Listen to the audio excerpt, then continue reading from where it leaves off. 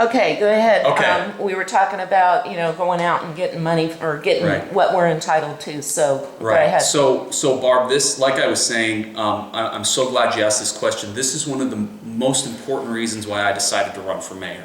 It's a two-way street, communicating with our state and county partners.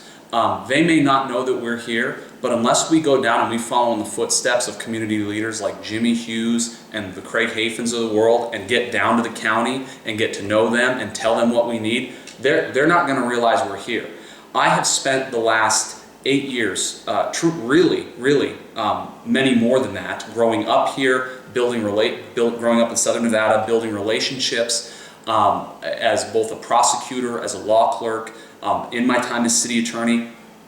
We need to more fully represent Mesquite to those bodies and let them know we're here. I could not agree with you more. When we talk about the biggest assets that Clark County has, when you start to think about that conversation, you look at the Las Vegas Strip, undoubtedly number one, our state's biggest resource, right? Then you look at and maybe just because I'm a sports guy, this is my list of things, right? Then you look at the Las Vegas Raiders, then you look at the Golden Knights, and then you look at downtown Las Vegas, and then you look at, some of our minor league teams that are now coming in. Near the top of that list, right around there, when we start talking about some of these things right outside of the Strip, the Raiders and the Golden Knights, we're talking about Mesquite, Nevada, okay? This is a beacon. This is a beautiful place. Everyone in town here, we know how it is on a tournament weekend, and we just fill this place up, and that's great for our local businesses. It's great for what this community stands for and what it is, a beautiful place to come and recreate. But we couldn't even convince the state to leave the Welcome Center open. I think that if I am elected, those types of things are going to happen, A, less frequently, B, my goal would be never. I think, and listen, I can't speak to what conversations happen there. That's outside of my wheelhouse as city attorney. I found out the Welcome Center was closing the way everyone else did when it was put on the agenda and there was a discussion and there was some talk about it. I'll tell you this, we need that Welcome Center. I had a conversation with a guy just last night at Smith's who worked in that Welcome Center. He stopped me and said, I worked in the Welcome Center.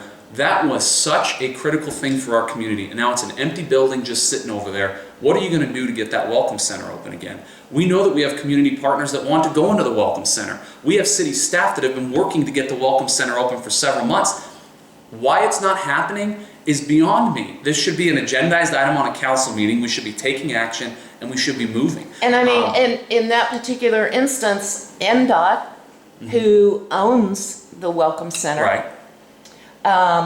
Is spending $9.5 million repaving I-15. Right.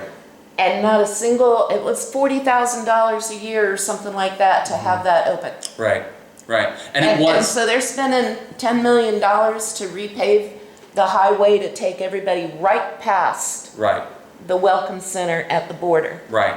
And one thing I want to add to that is one thing that's been brought up to me time and time again on the campaign trail is, hey, why don't we annex into Lincoln County? Why don't we become our own county?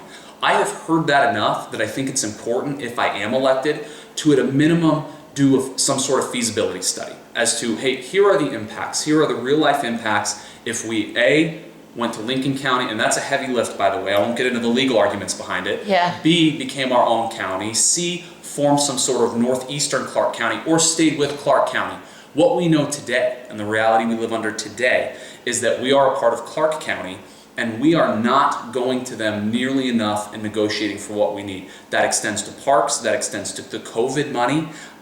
There's a lot of discussions and conversations, and we need someone in there. We need someone representing Mesquite that knows how to negotiate with these government folks, that knows how to work with them, that speaks their language, and that isn't afraid to go in there and ask for what our community really needs and make good arguments as to why we need it. That's what we did with the city charter. When I first proposed the idea of the city charter, I proposed it to someone at City Hall, and they laughed at me and they said, we've tried it before, it'll never happen, go ahead and waste your time on it. 6 months later, I watched that charter be signed into law, or be passed by the state Senate.